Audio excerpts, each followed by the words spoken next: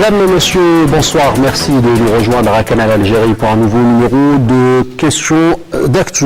Nous avons choisi ce soir d'aborder de nouveau le dossier de l'éducation nationale, un secteur avec beaucoup d'interrogations, notamment et surtout sur l'avenir de l'école algérienne. Certes, des pas franchis depuis le début de cette saison 2015-2016, la plus stable depuis des années. Mais quelles sont les nouveautés pour 2016-2017, notamment en matière de programme? Quelle est la stratégie du département de Mme Nouria Benrabrit pour poursuivre la réforme de l'école et quel premier bilan peut-on faire? Où en est la réforme du baccalauréat? Comment pallier au déficit en nombre et en qualité de l'encadrement? Des questions et bien d'autres que nous allons aborder ce lundi soir avec des représentants du secteur. Il s'agit sans plus tarder de M. Mseguen Medjadi. Vous êtes inspecteur général du ministère de l'Éducation nationale. Merci d'être avec nous ce soir. Merci pour cette invitation. À vos côtés, M. Mziane Merian, porte-parole du SNAPEST. Merci d'être avec nous ce soir. Merci pour l'invitation. Également avec nous, M. Chefla Omar de l'association des parents d'élèves. Merci d'être avec nous. C'est moi qui vous remercie. Et à vos côtés, M. Farhat Chabakh, vous êtes secrétaire général du FNPE affilié à l'UGTA. Merci d'être avec nous ce soir. Merci pour l'invitation. Mais avant de revenir à vous pour entamer notre débat donc autour des nouveautés dans le secteur de l'éducation, je vous propose ce compte rendu. Il est signé Halim Maouchi et on revient juste après. Tous les candidats au baccalauréat se verront délivrer leur carte d'identité nationale biométrique avant la fin du mois d'avril prochain. Annonce faite par le ministre de l'Intérieur et des collectivités locales Nordine Bedoui lors de sa visite en compagnie de la ministre de l'Éducation nationale Nouria Benrabrit au Centre national des documents et titres sécurisés d'El Hamiz. Nouria Benrabrit a fait souligner à ce propos que la majorité des dossiers ont été pris en charge, soulignant l'existence de difficultés dans certaines régions et qui seront, selon elle, vite surmontés. La ministre a par ailleurs annoncé qu'un projet de convention entre son ministère et celui de l'Intérieur relatif à la lutte contre la violence en milieu scolaire sera prochainement conclu, rappelant la commission intersectorielle mise en place à cet effet. Parmi les récentes mesures annoncées récemment par la ministre de l'Éducation, l'élaboration du mensuel unique pour la première et la deuxième année primaire. Lors d'une rencontre d'évaluation sur l'élaboration de la deuxième génération des méthodes pédagogiques, la ministre de l'Éducation a déclaré que des changements radicaux seront introduits au manuel de la première et deuxième année primaire, soulignant que l'élaboration du manuel unique se déroule normalement. Le but de l'opération est bien sûr d'alléger le cartable scolaire. Pour les manuels de la première année moyenne, l'actualisation touchera selon la ministre 11 matières. L'introduction de la deuxième génération des méthodes pédagogiques permettra par ailleurs de revoir le système d'évaluation en se basant sur les connaissances acquises, a précisé la ministre, soulignant que ce système tiendra compte du comportement de l'élève.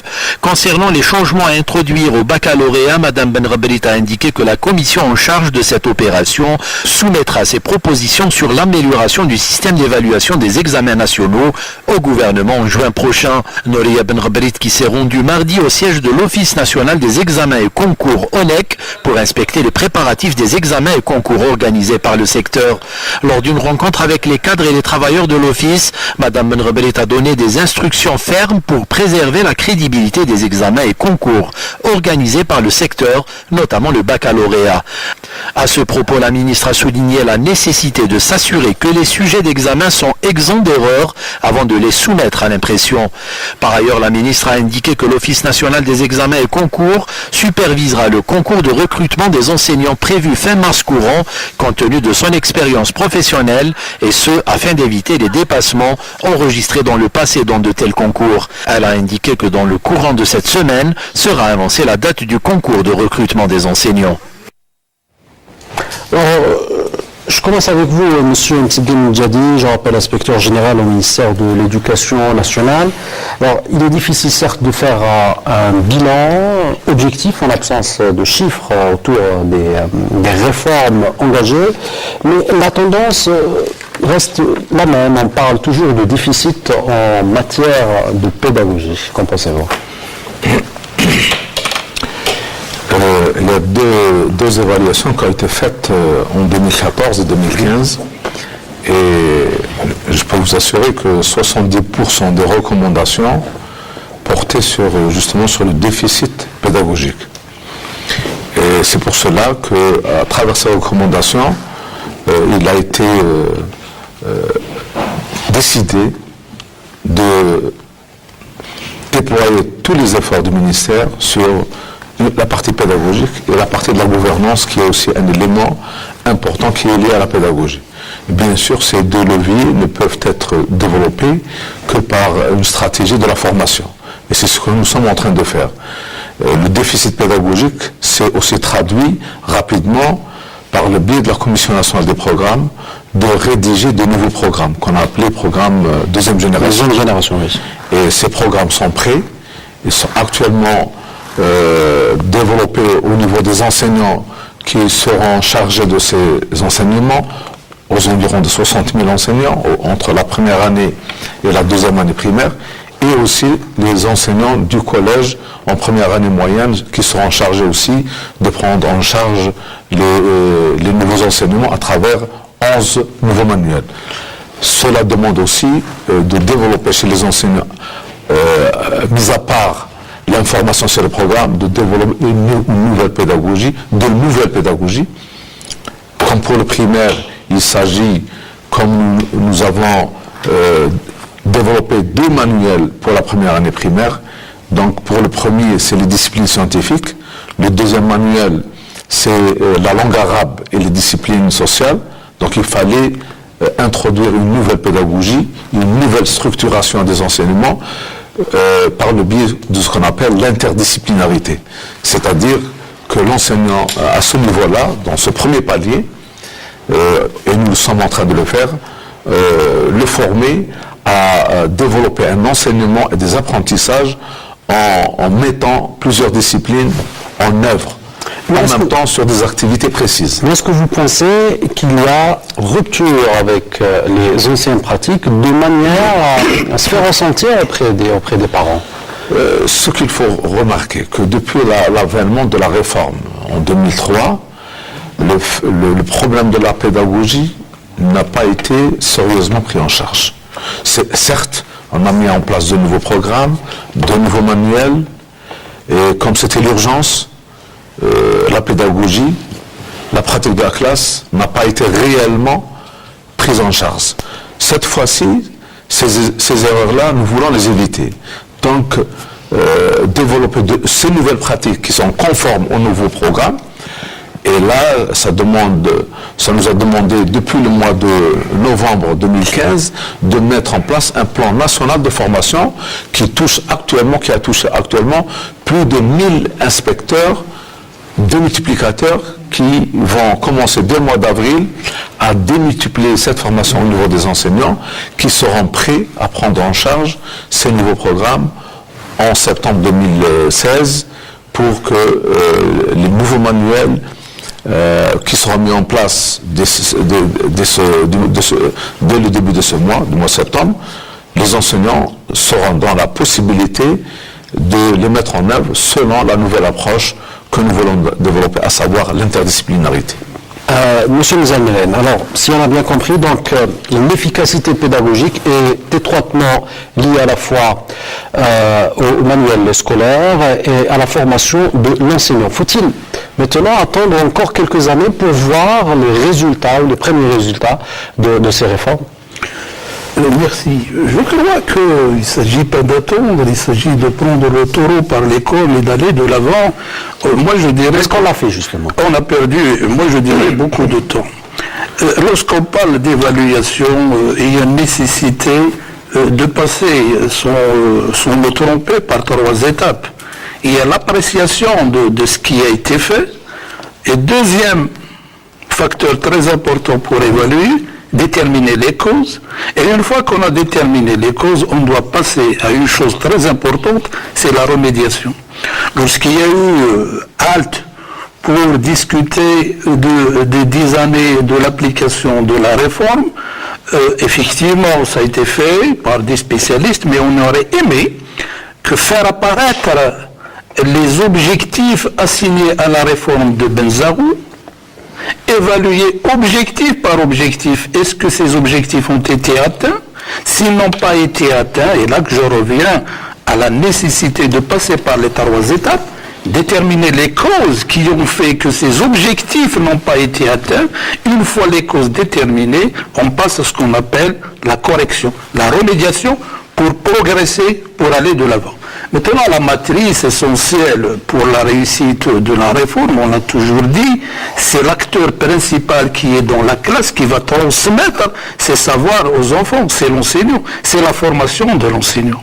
Donc, dès le départ, moi je dirais, ce facteur n'a pas été pris en considération lorsque la réforme, la nouvelle réforme est mise en application en 2003, les enseignants n'étaient pas préparés, il y avait une nouvelle formulation, je parlerai par exemple l'approche par compétence, qui a fait couler beaucoup d'encre, et donc ils n'étaient pas préparés. En quelque sorte, on avait mis la charrue avant les bœufs. Il fallait former ces enseignants, les préparer pour leur mettre entre leurs mains une nouvelle méthode pédagogique d'enseignement. Maintenant aussi, l'outil d'accompagnement, c'est le livre scolaire, c'est vrai. Le livre scolaire, c'est un moyen d'accompagnement qui va aider effectivement l'enseignant à mieux gérer son programme, à mieux gérer sa classe. Mais encore une fois, la formation de l'enseignant est prépondérante pour la réussite de toute réforme que l'on doit engager. Il faut signaler au passage, on manque énormément d'enseignants formés pour enseigner. On recrute sur le tas avec des diplômes universitaires. L'enseignant, il se retrouve avec une classe diminuée. Est-ce qu'on a le choix, M. Merienne? Est-ce qu'on a le choix dans l'urgence Dans l'urgence, c'est vrai, on fait dans l'urgence, mais on se pose la question, on doit planifier. Pourquoi notre école normale ne forme pas assez d'enseignants suffisamment dont on a besoin, le secteur en a besoin. 7%, je crois. Elle aura 10%, je crois. 10%, c'est très insuffisant. Donc il faudra penser, c'est vrai. Pourquoi ne pas penser en 2011, former en 2011 pour 2017, par exemple? Et là, s'il y a ces enseignants que l'on recrute sur l'État, on a préconisé aussi, au lieu de les envoyer direct en formation, en contact avec les élèves, les garder en formation ne serait-ce qu'une année. Admis en 2016, on le prend en charge pour une formation, il sera apte à enseigner en 2017. Donc encore une fois, la formation de l'enseignant est prépondérante pour la réussite de toutes les réformes que l'on mettra en œuvre à l'avenir. Alors, bilan des réformes, qu'est-ce que ça va donner dans les prochaines années? Faut-il attendre ou faut-il d'ores et déjà faire un bilan de ce qui a été fait depuis une année, M. Rajadr? De toute façon, merci. Moi, je pense d'abord, M. Merienne l'a aussi bien dit, l'enseignant, c'est la pièce maîtresse de toute réforme. Quelle que soit la réforme qu'on fait, l'enseignant est la pièce maîtresse. D'abord, il faut qu'il y ait une formation adéquate et au temps opportun. Il faut mettre à sa disposition un livre. Le livre du maître, il est très important, on a tendance à l'oublier. Un livre spécial pour le maître, il ne faut pas que l'élève et l'enseignant aient le même livre. Bien sûr, avant on le faisait, ils ne le font plus. Et d'ailleurs, je pense parmi les points où on n'a pas presque très bien réussi par les réformes de 2003, c'est ça aussi. On n'a pas préparé les enseignants. Pour parler, bien sûr, je pense, Madame la Ministre, avec les réformes qu'elle a entamées, bien sûr, elle a pris en considération toutes les réformes qui ont été déjà faites. Et c'est très important pour ça.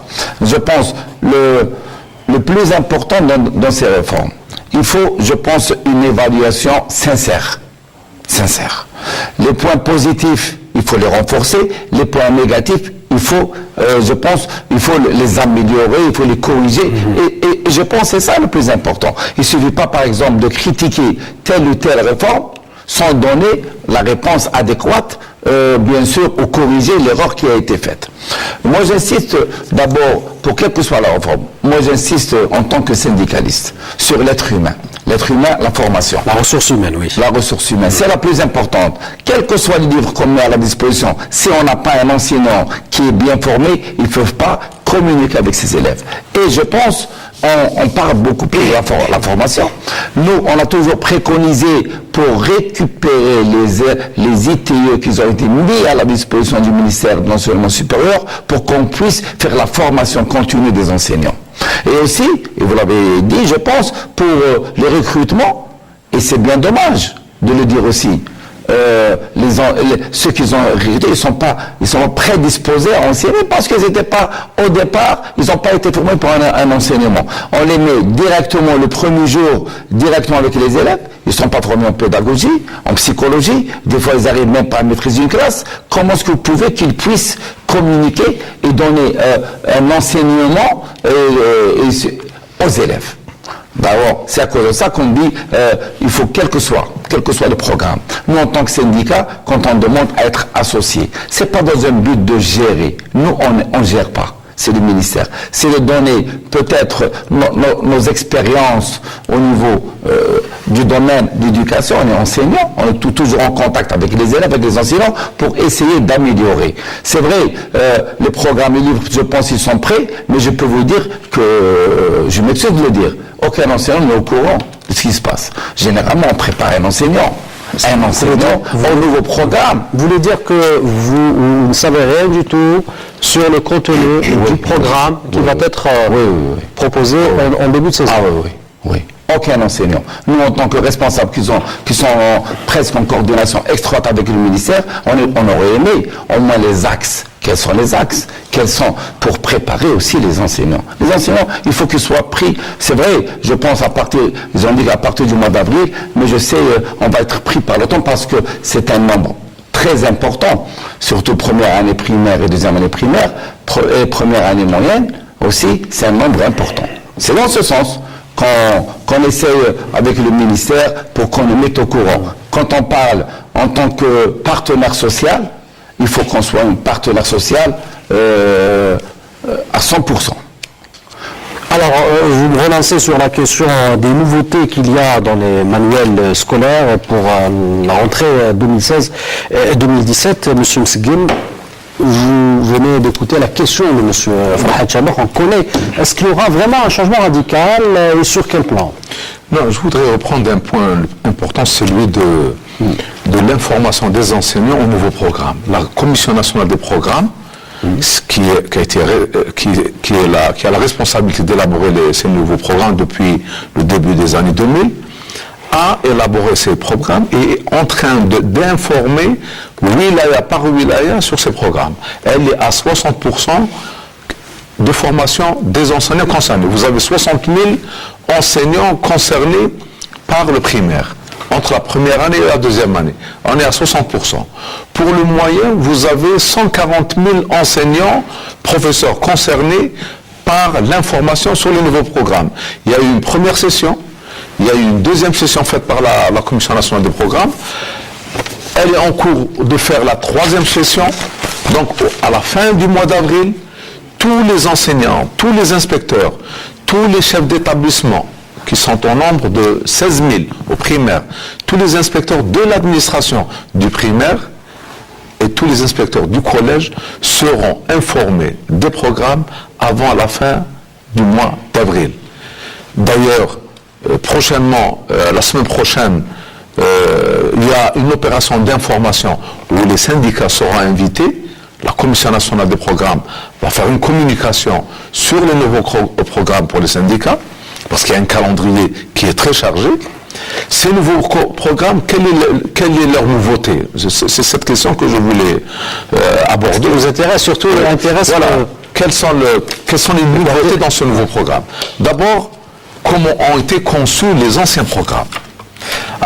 Elles ont été conçues sous forme de disciplines cloisonnées, qui n'avaient aucun contact l'une avec l'autre. Pour le même enseignant, imaginez un enseignant du primaire qui vous enseigne 6 à 7 matières et qui ne coordonne pas entre les disciplines. C'est-à-dire, la langue arabe, elle est enseignée pour elle-même, alors c'est la langue des autres disciplines. Mais il n'y avait pas d'interdisciplinarité entre ces différentes matières. Au niveau de la terminologie, il suffisait de passer d'une matière à une autre pour que toute la terminologie adoptée pour la pédagogie change. Donc ce qui fait l'enseignant se trouvait avec un foisonnement de termes souvent contradictoires, parfois qui avaient le même sens, mais dont l'enseignant n'avait aucune idée.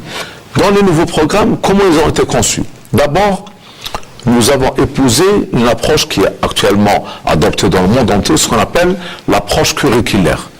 On est passé par une approche disciplinaire à une approche curriculaire où on cible, par exemple, au primaire, en fin de 5e année, quelle est la compétence terminale en arabe que nous voulons atteindre. Je vous donne un exemple. L'élève doit être capable de produire, je prends en arabe, de produire un texte oralement ou par écrit, de type narratif, descriptif, argumentatif, prescriptif, en partant d'un support donné, que ce soit une image, que ce soit un fait réel, un fait fictif. Donc la compétence langagière, c'est de produire un texte, soit oralement, soit chose qui n'a jamais été mise en œuvre. On se retrouve en évaluant les compétences de nos enfants en langue arabe. Nous constatons qu'à travers le territoire, il y a un grand déficit dans la langue arabe en tant que langue de communication. Elle est travaillée en classe comme matière, sur le plan de la conjugaison, sur le plan du lexique, mais elle n'est pas développée comme langue de communication. Donc, si vous l'avez compris, c'est cet aspect nouveau. En termes de grammaire, par exemple, parce que vous avez cité la grammaire, donc l'élève, quand il arrivera en 5e année, il sera plus performant en grammaire arabe. Il sera plus performant en communication. Il saura rédiger un texte, s'exprimer correctement, sans erreur et sans erreur. On peut mettre des critères en acceptant des marges d'erreur, mais il sera capable de communiquer, soit oralement, soit par écrit. Rédiger un texte, écrire une lettre, faire un résumé, faire un commentaire. En mathématiques, la même chose. Il apprend des règles de calcul, mais au niveau de la résolution de problèmes, il y a des difficultés.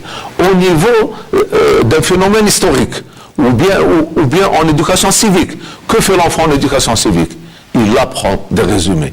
Que fait l'enfant en éducation islamique? Il apprend des résumés. Donc nous voulons passer de la mémorisation qui a actuellement aggravé le climat de stress au niveau de la famille, au niveau de l'école, au niveau de la société. Nous voulons passer d'un système où la mémorisation sera réduite, mais nous développerons vers un élève qui réfléchit une capacité supérieure, où il sera capable d'analyser, de critiquer, de donner son point de vue, etc.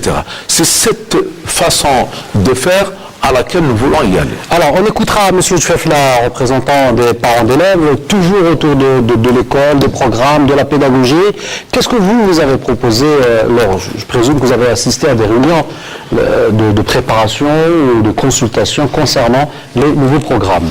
Non, du tout. C'est un travail qui concerne les spécialistes. Nous, on essaie d'accompagner lorsqu'on est invité, bien sûr. Quand il s'agit de spécialistes en pédagogie, nous sommes consultés, je dirais, superficiellement. Cela dit, nous avons quand même des avis sur la question, pour peu qu'on nous écoute. Et parmi les avis, celui de la langue que vient d'évoquer M. Msegem, c'est vrai que la langue est un moyen important de communication, et on s'est aperçu que la langue, ce moyen d'acquisition n'était pas maîtrisé. Et parmi les conclusions auxquelles nous sommes parvenus, c'est que le niveau scientifique de nos élèves dépendait de la langue d'acquisition qui n'était pas maîtrisée. C'est ce qui expliquait qu'il y avait des lacunes. Donc la langue d'acquisition à travers laquelle l'enfant pouvait acquérir de la science et de la connaissance n'était pas maîtrisée. Ce qui fait que la science ne parvenait pas totalement à l'élève. Et donc il faut remédier à cet aspect. Et comme je rejoins l'avis de M. Msegem, c'est vrai que l'apprentissage par imprégnation, il faut le dépasser et utiliser au maximum les facultés cognitives de l'élève qui sont extraordinaires. Donc il faut passer à cette étape d'utiliser au maximum les facultés cognitives de réflexion de l'élève. Alors, M. Mziane Mariam. Je vais rebondir sur ce qu'a dit M. Msegem. J'ai bien entendu ses objectifs. Pratiquement, c'est les mêmes objectifs assignés à la réforme de Benzaroun. Donc là, est-ce que les objectifs n'ont pas changé? Maintenant, est-ce que c'est la méthode de remédiation qui a changé pour atteindre ces objectifs? Est-ce qu'on a déterminé les causes qui ont fait que ces objectifs n'ont pas été atteints? Et je cite un exemple pour l'apprentissage des langues, que ce soit l'arabe, que ce soit le français, que ce soit la mazérité, stipulé clairement dans l'ancienne orientation scolaire et la réforme de Benzaoui. Il y a certains objectifs qu'il faut atteindre qui n'ont pas été atteints. Par exemple? Il les a cités. Les objectifs qu'il a cités qui ne sont pas atteints sont assignés à la réforme. Maintenant, la remédiation. La maîtrise des langues. Nos enfants ne maîtrisent aucune langue. Ils ne communiquent pas. Ils communiquent par intermittence, par syllabe. Et moi, je remettrais même en cause la méthode d'apprentissage pour les langues étrangères, comme le français. On s'entête à utiliser la méthode globale au lieu d'utiliser la méthode syllabique qui est plus apte à l'enfant, étant donné que c'est une langue étrangère. Il y a aussi des moyens d'accompagnement. À l'extérieur... On revient à la méthode syllabique, M. Msegem. Je termine. Il y a l'environnement de l'enfant qui ne l'accompagne pas, que ce soit dans la rue ou ailleurs ou à la maison.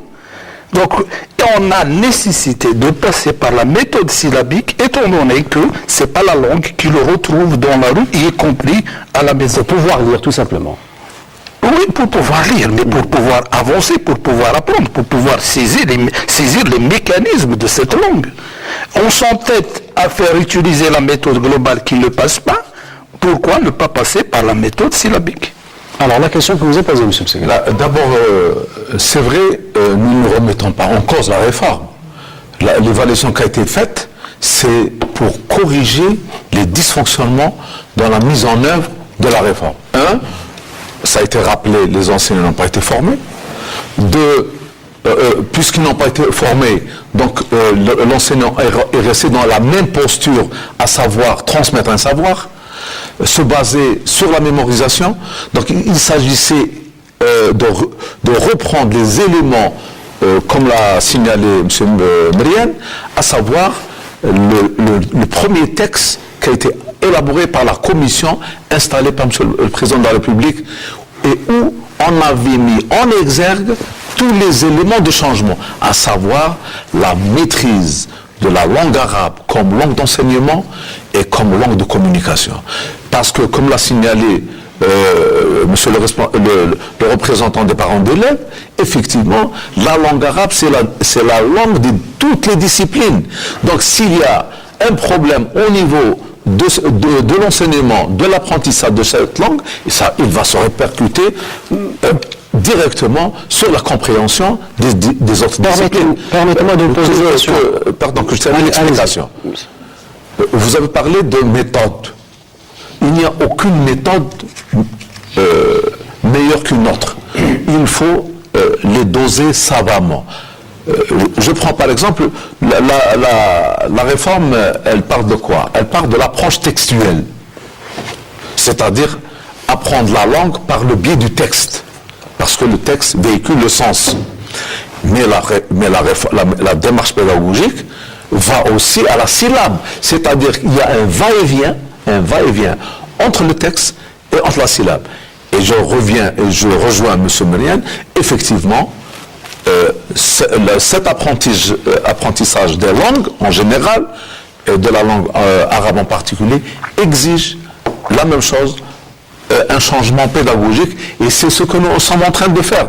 Dans notre plan de formation, nous touchons la langue arabe, nous touchons les mathématiques, et nous touchons les langues étrangères. Alors, vous avez parlé de la langue arabe. J'aimerais rebondir sur une question qui a été citée par certains. Rapidement, quelque chose. Rapidement, M. Mriane.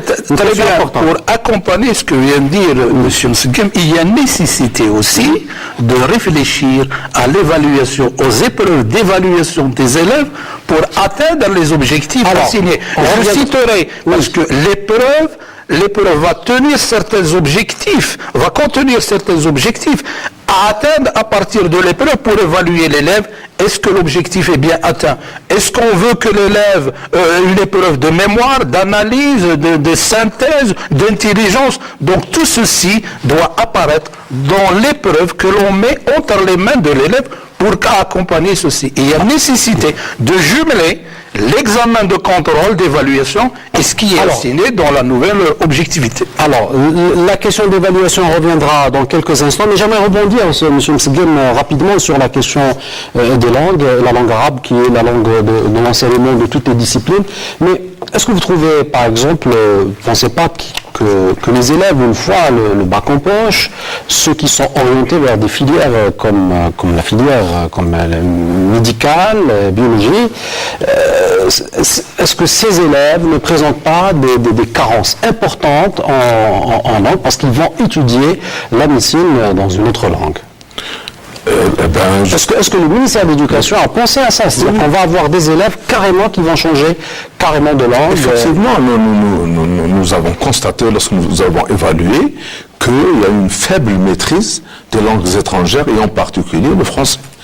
Le problème qui se pose actuellement, c'est de revoir fondamentalement l'enseignement des langues étrangères. Parce que, est-ce que nous les enseignons comme étant en langue étrangère ou bien nous les enseignons comme langue maternelle? Il faut simplifier l'apprentissage des langues étrangères. Il faut que la langue arabe est la langue maternelle. Donc il faut l'enseigner à travers son patrimoine. Nous avons un patrimoine national qui est historique, sur lequel nous travaillons, ce qu'on appelle les anthologies. Nous sommes en train de recenser les textes algériens en français, en arabe, en tamazight, pour qu'ils soient inscrits dans les manuels scolaires, parce que ce sont ces textes-là, authentiques, et qui sont d'auteurs algériens, et qui vont permettre la maîtrise de la langue arabe, parce qu'elle véhicule des connaissances nationales, parce qu'elle véhicule des valeurs nationales, et ça va aider l'apprentissage soit de la langue arabe, soit de la langue tamazight. Pour les langues étrangères, justement, nous avons constaté qu'il y a un grand déficit de formation sur les enseignants. D'ailleurs, nous recrutons beaucoup de jeunes licenciés actuellement sortant directement des universités qui n'ont aucune connaissance de la pédagogie des langues étrangères. Nous reconnaissons cette difficulté, nous les accompagnons dans des formations sur le terrain, elles sont insuffisantes et nous devons prendre les choses sérieusement pour améliorer cet enseignement. Monsieur Farhad Chabakh. Moi je pense, c'est vrai que l'arabe est la langue nationale d'abord. Elle est enseignée, il faut donner son importance. Les langues étrangères, ça arrive après. Moi je pense que la priorité est donnée, et c'est vrai, c'est ce qui se passe au niveau. Même dans les filières techniques? J'arrive. D'abord, quand un élève maîtrise très bien l'arabe, il peut facilement, avec les nouvelles méthodes, il a aussi bien dit, d'enseigner les langues. Je pense qu'il faut revoir la manière d'enseigner les langues. Pourquoi un étudiant algérien, quand il a son bac, il part dans un pays, par exemple en URSS, ou en Angleterre, en Allemagne, en 6 mois, il apprend la langue et la langue, il la maîtrise. Pourquoi ne pas le faire ici d'abord ? Au niveau des établissements scolaires, je pense, tous les établissements sont dotés, je pense, de laboratoires d'informatique qui peuvent les enseigner. Et aussi, il ne faut pas que les langues étrangères, français ou anglais, prennent le taux horaire de la langue arabe. Ça va devenir un danger pour l'arabe. Moi, je pense, l'arabe, elle a son taux horaire, il faut qu'il soit fixe, et c'est la langue où on donne un taux le plus important par rapport aux langues étrangères. Il faut que ça reste des langues étrangères et non pas une langue, surtout au niveau du collège et du moyen.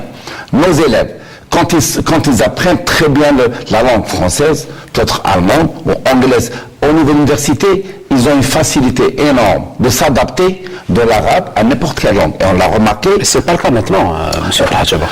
Non, pourquoi c'est pas le cas? On l'a toujours dit parce que le problème des enseignants, il faut savoir, et je pense que M. Guimela pour confirmer, dans chaque année, il y a plus de 20 000 enseignants. Pour certaines régions où il y a un manque d'enseignants de langue française, par exemple, le sud, presque tout le sud. Oui. Tout le sud. Alors, que peut faire un élève qui a le bac pour faire, par exemple, des filières techniques pratiquement, les filières scientifiques? Qu'est-ce qu'il peut faire?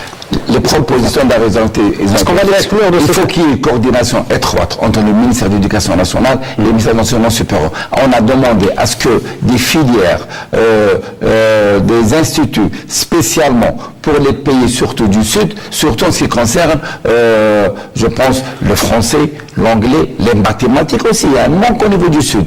Je pense il faut qu'il y ait une coordination entre le ministère de l'Éducation nationale et l'enseignement supérieur. Et il ne faut pas oublier, je termine ce que je disais, presque chaque année, il y a 20 000 presque enseignants, les meilleurs enseignants partent en retraite. Ils sont remplacés par qui? Vous voyez le problème? C'est que ça, quand on insiste sur la formation des enseignants, et d'abord c'est au niveau des universités, pour que le recrutement, il ne puisse pas y avoir ce décalage qu'on remarque. Et c'est vrai, vous l'avez dit, c'est vrai. On voit des élèves, nos élèves au niveau terminal, des fois ils ne savent pas rédiger en français. Et quand par hasard ils sont des cracks en sciences peut-être et en maths, ils sont orientés dans des filières ou au niveau de l'université, ils vont étudier en français. C'est une aberration. Mais je pense qu'il ne faut pas aussi tout mettre sur le secteur de l'éducation aussi. Hein. Je pense même au niveau des universités, je pense aussi qu'il faut essayer d'ouvrir ces filières scientifiques entre l'arabe et l'anglais aussi. Il ne faut pas que ce soit le français, je pense, quel que soit, avec le français, il y a une certaine limite, surtout l'anglais scientifique. L'anglais, c'est important. Avant de revenir à M. Chefla, allez-y, M. Moulian. Rapidement, le problème effectivement des langues d'enseignement à l'université, il se pose d'une façon accrue. Je crois qu'il faut prendre sérieusement le problème en charge et ne pas se voiler la face. Plus, moi je dirais, d'un étudiant sur 3 abandonne les études de première année universitaire à cause de la langue. Donc là, sincèrement, il s'agit de se pencher sur cette problématique pour la solutionner. Quelle est la tare de revenir aux matières principales en langue française, si on a les moyens, ou bien de renforcer... L'anglais aussi. Comment? L'anglais aussi. L'anglais, pourquoi pas, si on a ces capacités de maîtriser cet anglais, alors que le français, c'est un acquis. Donc, et pourquoi ne pas revenir, comme le font certains pays, c'est pas une tare. La langue arabe, elle a acquis son statut de langue nationale et officielle, quoique j'ai entendu M. Mseghem dire que c'est une langue maternelle, là je me pose la question, est-ce qu'il y a vraiment une famille algérienne qui parle dans l'arabe classique? On parle d'Arja, en arabe d'Arja. C'est une langue nationale et officielle, c'est vrai. Mais dire que c'est une langue maternelle, là, je la mets, permettez-moi, entre parenthèses. On ne parle pas... Le problème de langue, c'est un problème de diglossie. Donc il s'agit aussi de renforcer... C'est un autre débat. D'accord. Il s'agit aussi de renforcer les cours de français à ceux qui sont appelés à aller à l'université, acquérir beaucoup de terminologie, pourquoi pas, de telle sorte à ce qu'ils ne patinent pas lorsqu'ils arrivent à l'université. Alors, Monsieur Dufefla, avant de revenir à la question d'évaluation, c'est parmi les réformes engagées par le département de Mme Benrabret, un mot sur ce qu'on vient de dire. La langue, c'est vrai que c'est important. Bon, le problème de la langue pédagogique... Dans les filières techniques, hein, je parle des filières techniques. Oui, bien sûr. Non, il faut une ambivalence, il faut une pluralité, il faut donner le moyen à nos enfants de maîtriser toutes les langues, si c'est possible, bien sûr. L'arabe qui est la langue de base, bien que, bon, c'est vrai qu'on parle de l'arabe dialectique et de l'arabe parlé qu'on parle chez nous, ça n'a pas posé de problème à certains pays arabes. Il y a bien le parler égyptien. Non, on ne parle pas, monsieur Chefla, on ne parle pas d'arabe de dialectal, d'arabe. Nous parlons de filières techniques, et de renforcer, ou plutôt pallier à ce déficit qu'ont les habitants, les citoyens du Sud, lorsqu'ils vont à l'université pour faire des études techniques ou scientifiques. Non, là, ça dépasse. C'est un autre débat. Non, là aussi, il y a un problème culturel aussi qui se pose. Hein. Il y a des résistances, il y a de l'éducation, il y a le milieu dans lequel baignent ces populations. Elles sont très conservatrices, elles sont presque opposées à toute langue étrangère. Non, c'est parce qu'il y a aussi un manque d'enseignants. Alors, on revient... Permettez allez-y, pour qu'il n'y ait pas de confusion. D'abord, je dis et je le redis, nous n'avons jamais et nous n'avons aucune prétention de réduire l'horaire de la langue arabe. C'est important de le dire, hein, parce que... C'est la langue nationale, c'est la langue d'enseignement, et c'est avec laquelle on enseigne l'ensemble des disciplines. Nous voulons que nos enfants maîtrisent la langue arabe comme outil de communication. Ça, c'est l'objectif premier. Ça a été une langue d'enseignement. Nous voulons aller vers une langue de communication pour que nos enfants soient capables, dans n'importe quelle situation de vie, de produire un texte oral ou écrit en langue arabe, que ce soit en sciences, que ce soit en mathématiques, dans n'importe quelle discipline. Actuellement, nos enfants n'ont aucun problème dans les disciplines scientifiques. Toute la terminologie existe, que ce soit dans le domaine technique ou dans le domaine scientifique. Maintenant, il s'agit de trouver des solutions pour que nos enfants, en allant à l'université, dans des disciplines pointues, peut-être trouver des palliatifs comme développer la terminologie pour leur faciliter le choix de disciplines comme la médecine, comme certaines spécialités en informatique ou en technologie. Mais notre objectif, c'est de développer l'enseignement de la langue arabe pour qu'elle devienne effectivement une langue de communication. Et lorsqu'on dit langue de communication, cela signifie que nos enfants puissent, dans n'importe quelle situation, utiliser cette langue correctement et efficacement.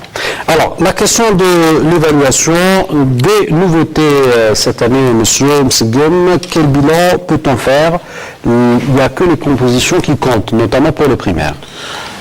Surtout pour le primaire. Justement, l'une des recommandations des conférences nationales, c'était qu'il y avait une emprise de la mémorisation et de la restitution à travers les compositions de tout ce que apprennent les enfants à l'école. Donc il s'agit de réduire l'effet de la mémorisation. Comment? En introduisant ce qu'on appelle l'évaluation pédagogique et de réduire le contrôle. Le contrôle, il faut faire la distinction entre évaluation pédagogique et contrôle.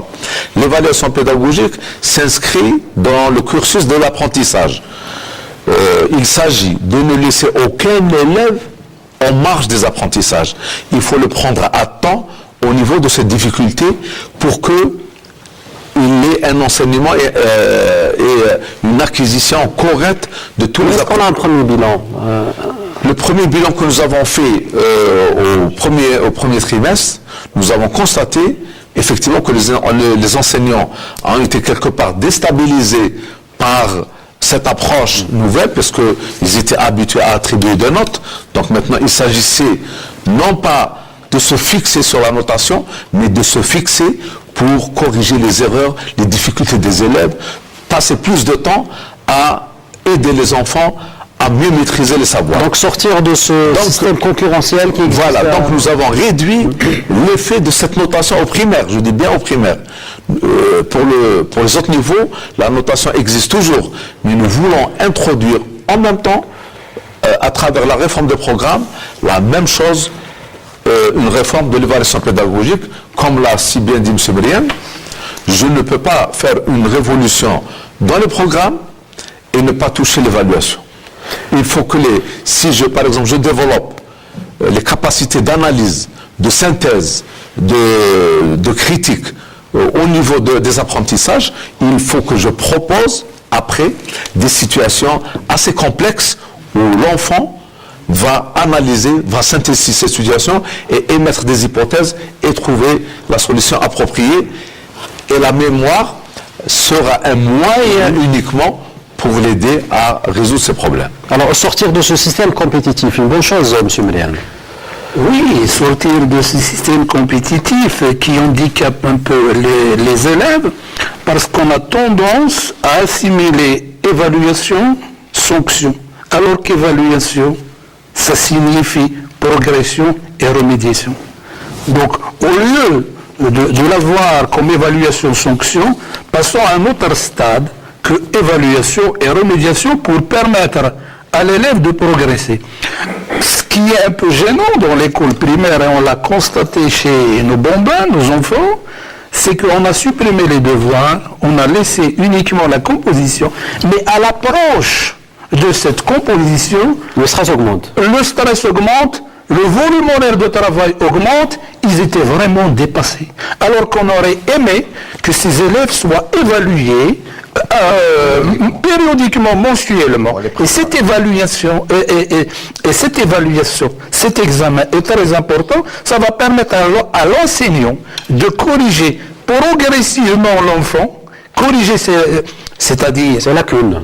ces lacunes, déterminer aussi les causes pour qu'il puisse aider l'enfant à progresser et non pas la voir comme une sanction. Une fois que la composition arrive, qui a un très grand pourcentage, un coefficient dans les autres paliers, là, ça sera allégé pour l'enfant. Il ne va pas être surmené. Donc, le supprimer et la remplacer par une composition, il faut réfléchir Donc, aussi. revoir, monsieur Chèvre. Il faut exactement la revoir pour moins surcharger l'enfant et l'enseignant doit l'accompagner pour progresser tout en l'évaluant. Allez-y, monsieur Chèvre. À mon sens, je pense que ce n'est pas tant l'évaluation ou le contrôle qui pose problème, mais c'est plutôt le sens qu'on veut donner à cette évaluation. Ce n'est pas le nombre d'évaluations ou de contrôle. Bien au contraire, il faut étaler ces évaluations et ces contrôles dans le temps, de façon à ne pas stresser davantage, comme l'a dit M. Merian, concentrer tout sur une composition. Bien au contraire, parce que ainsi fait, lorsque l'évaluation est étalée sur le temps, ça permet à l'élève de mieux se préparer et à l'enseignant de mieux recadrer ses élèves. Donc, ce n'est pas l'évaluation. Il faut donner un sens sain à cette évaluation. Dire que l'évaluation n'est pas là pour sanctionner, mais pour redresser certaines situations, remédier à certaines situations. Donc, un recadrement. Voilà, absolument. De toute façon, moi je pense, on a remarqué ce premier trimestre, les élèves travaillent moins. Nos élèves, l'arabe c'est une mentalité. Je pense dans une année, dans 2 ans, ça va très bien marcher. Mais pour l'instant, les élèves, même si on voit au niveau des résultats, les élèves ont baissé au niveau du primaire. C'est logique. Pourquoi? Je vous dis pourquoi. Nos enfants, on le sait. Quand il n'y a pas un contrôle, ils se laissent aller. Ils se laissent aller, mais dès qu'il y a la composition, maintenant ils étaient stressés les élèves pendant la composition, parce qu'ils avaient presque 3 mois à réviser, 3 mois, et malheureusement à apprendre des leçons qu'il faut apprendre. Une seule chance d'avoir une bonne note. Pardon? Une seule chance d'avoir une bonne note. Et aussi, il se pourrait que ce jour-là on est malade, il se pourrait que ce jour-là on a un accident. Comment est-ce qu'on va donner cette note? Moi, je dirais toujours, bien sûr, dans un truc de remédiation. Si on veut remédier, il faut qu'il y ait un contrôle continu pour pouvoir savoir les erreurs de nos élèves, pour les corriger. C'est pas en posant des questions, et on peut pas poser 30 questions, 35 questions dans une heure de cours pour un élève. Moi, je pense, il faut peut-être, la méthode, elle sera bonne, mais il faut préparer nos enseignants, nos élèves. D'ailleurs, au niveau des enseignants, la majorité, je pense qu'il a dit, ils étaient contre cette méthode. Parce que nos élèves, et c'est vrai, ils sont plus turbulents. Quand ils ne sont pas contrôlés, ils se laissent aller, Au niveau de l'établissement, ils ne travaillent pas presque, parce que c'est très bien qu'il n'est pas contrôlé. L'enfant algérien, et malheureusement, on l'a habitué depuis bien longtemps à qu'il soit contrôlé. Moi, je pense, même si on n'est pas de l'autre, mais il faut qu'il y ait des contrôles continus pour que les élèves puissent, par exemple, dans 10-15 jours, au moins, ils commencent à apprendre. La méthode, bien sûr, il a dit, c'est vrai, il faut que nos élèves apprennent moins. Mais je pense qu'à long terme, elle sera très bénéfique à nos élèves, mais pour l'instant, moi je pense, au moins, il faut laisser les devoirs intermédiaire, un élève il fait un devoir, les parents peuvent contrôler leur enfant, est-ce qu'il est bien, il est moyen, il est faible, pour essayer de remédier. Moi, de toute façon, les enseignants, au niveau, je sais pas s'ils ont fait nous, on a fait presque un sondage, la majorité des enseignants, ils sont pas d'accord. Effectivement, nous entrons dans un nouveau paradigme, celui de s'intéresser aux difficultés des élèves. Parce que la notation, elle cache énormément de problèmes d'apprentissage posés par l'élève. Un enfant qui a 8, et vous lui dites, vous êtes faible. Qu'est-ce que ça veut dire cette expression? Ça n'a aucun sens. Lorsqu'un enfant qui a 15, vous lui dites bien. Moi je me pose la question, pourquoi il n'a pas eu 20? pourquoi il n'a pas eu 20. Donc, le nouveau paradigme d'évaluation, il s'agit d'amener l'enseignant à identifier les problèmes qui se posent au niveau des apprentissages des élèves. Par exemple, lorsque je lui pose une question... Pourquoi une notation chiffrée? Pourquoi une notation chiffrée? Pourquoi pas un système américain? Non, j'arrive à expliquer, je vais vous expliquer. Je prends par exemple, lorsque l'enseignant donne une question à l'élève, soit il le note, il lui dit bien, tu as réussi. Mais à la fin, on ne sait pas ce qu'il a réussi. Mais s'il rédige, il lui dit, tu sais bien écrire une phrase, tes phrases sont toutes correctes. Il y a un sujet, un verbe et un complément. Là, on sait où est la réussite de l'élève. Si l'enfant ne sait pas utiliser un verbe, l'enseignant doit rédiger où est la difficulté de l'élève, mais le prendre en charge au lieu de passer 4 semaines. Nous passons 4 semaines par année à évaluer. Sans oublier les semaines où il n'y a plus rien. Il y a les conseils de classe, on attend les résultats. Donc vous avez un temps énorme qui est perdu autour de la note. Alors que ce temps-là, on peut l'utiliser pour prendre en charge les enfants en difficulté. Nous avons mis en place les épreuves de rattrapage pour tous les niveaux. À la fin de l'année, en première RS par exemple, vous aviez plus de 30% d'élèves qui doublaient.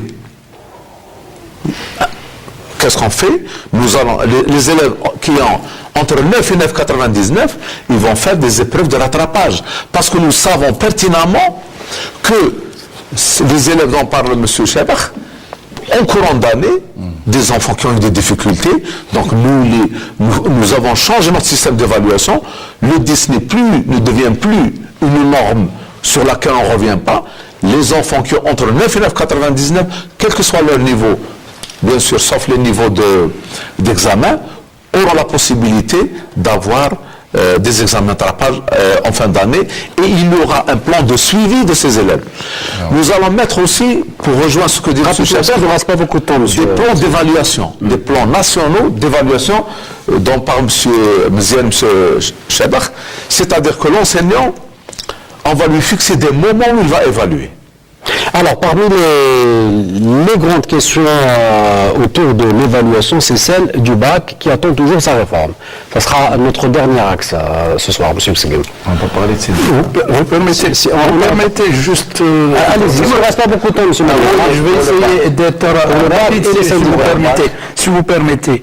Le fait d'évaluer l'élève d'une façon continue, ça permet aussi à l'enseignant de s'auto-évaluer. Est-ce que ses objectifs sont atteints?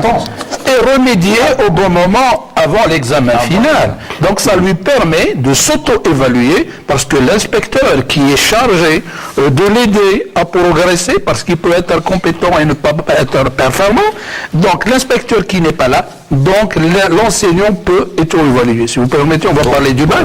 Alors, pour revoir la manière, allez-y. Pour le bac, nous, en tant que FNTE, on a fait des propositions pour le bac. On a remarqué à partir du mois d'avril que nos élèves, nos enfants quittent les bancs de l'école. Malheureusement, ils vont ailleurs, faire des cours dans des garages ou ailleurs.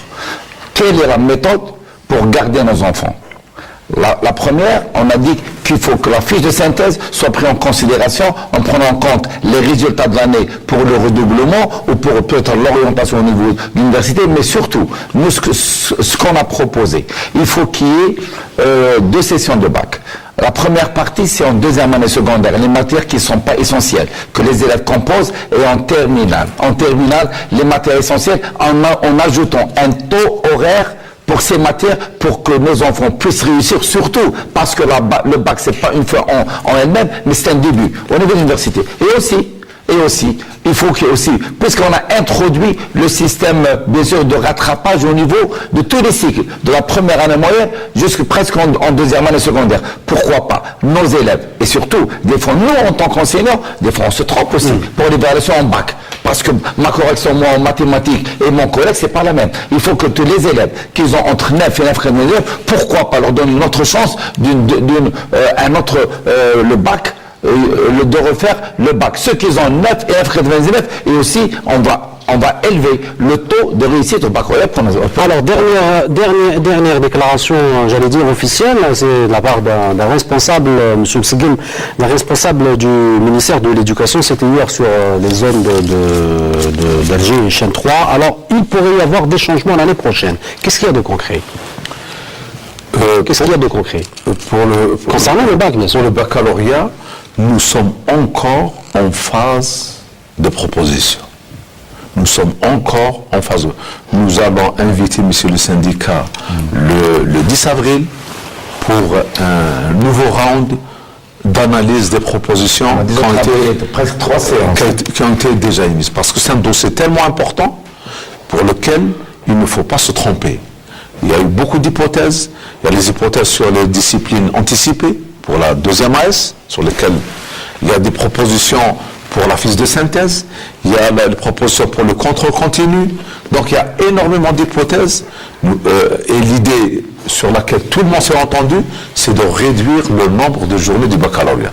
Nous sommes maintenant 5 jours, tout le monde est d'accord pour réduire. Mais dans cette réduction, il faut aller à 3 jours, à 3 jours et demi, à combien? Quelles sont les disciplines qu'il faut mettre en anticipé? Quelles sont les disciplines à garder dans l'examen final?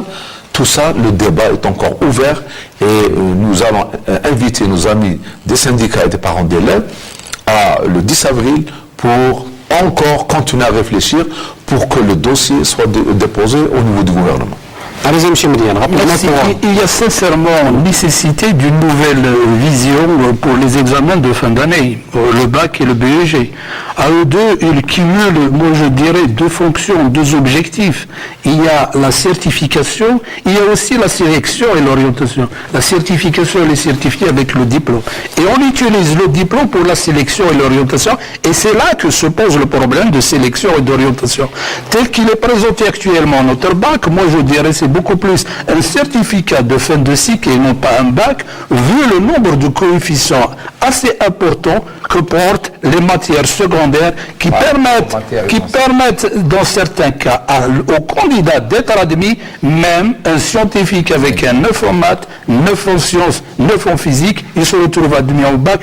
Peut-on l'appeler scientifique alors qu'il n'a aucune moyenne dans ces matières? Donc il y a nécessité de revoir ces coefficients, d'augmenter les coefficients des matières essentielles et de réduire aussi les 5 jours. 5 jours, ça crée une tension continue et elle réduit les capacités de l'effort de l'élève.